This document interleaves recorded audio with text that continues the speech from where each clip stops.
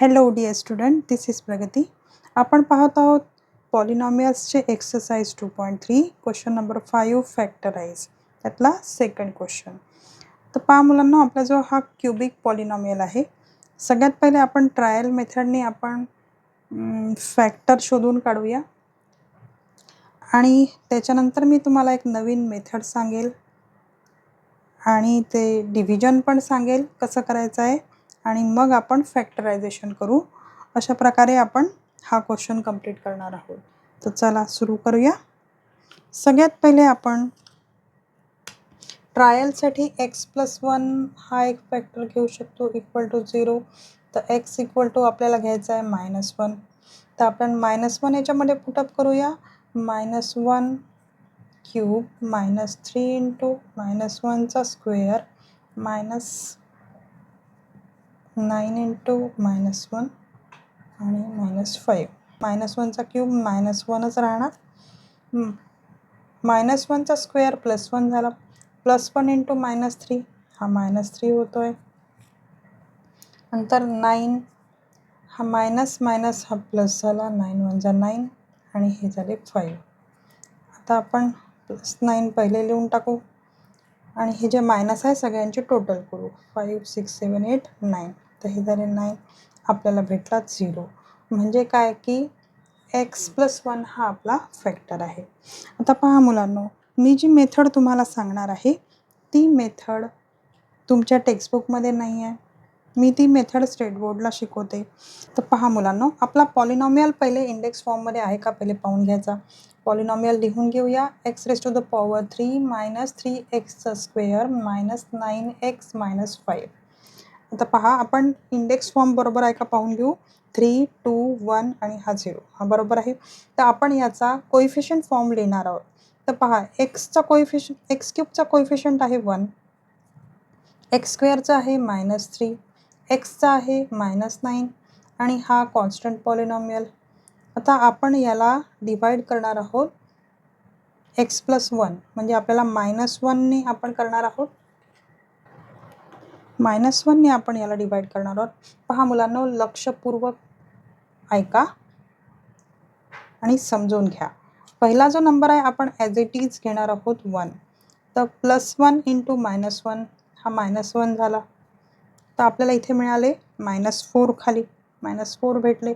-4 into -4 1. तर हे झाला +4. +4 आपण इथे लिहिणार. खाली उरले आपले -5.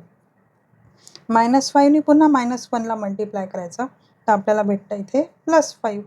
तर आपल्याला +5 - 5 रिमाइंडर भेटला 0. हा आपला रिमाइंडर आहे.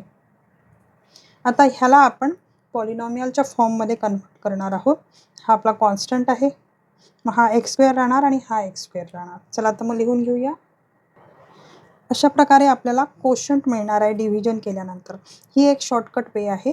पहा, हा कॉन्स्टंट टर्म आहे, हा x आहे आणि हा x² आहे. साईन जशीच्या तशी लिहायची आहे मुलांनो. साईनमध्ये गडबड झाली तर तुमचं प्रॉब्लेम चुकेल. तर हा आपल्याला भेटला कोशंट. आता मी तुम्हाला डिव्हिजन मेथडनी पण करून दाखवणार आहे. तर पहा, मी अशा प्रकारे लिहून घेतला आहे. आपण पहिलेच पाहिलं की x+1 हा आपला फॅक्टर आहे, तर त्याने आपण डिवाइड करणार आहोत. ओके. तर पहा, इथे क्यूब आहे, एक्सचा क्यूब आहे आणि इकडे x आहे. तर म्हणजे आपल्याला 2x ची गरज आहे. तर आपला कोशंट राहील x⁻². तर आपण ह्याला मल्टिप्लाय करून घेऊया. तुम्ही ओरली करू शकता, पण चूक होऊ नये म्हणून आपण नोट डाऊन करायचं. x+1 multiplied by x². काय भेटला? x² 1 जा x² प्लस x⁻³ आता हे आपण खाली लिहू. x⁻³ प्लस एक्सचा स्क्वेअर. हे भेटलं आपल्याला. आता डिव्हिजन आहे तर सबट्रॅक्शन करावं लागेल. हा मायनस झाला, हा प्लस मायनस झाला आणि आपण सॉल्व करू आता. हा कॅन्सल झाला आपला. पहा, हा पण मायनस आहे, हा पण मायनस आहे, म्हणजे आपल्याला -4x चा स्क्वेअर मिळतो आहे. बरोबर. आणि वरचा जो पूर्ण टर्म आहे ती ॲज इट इज लिहून घ्यायची.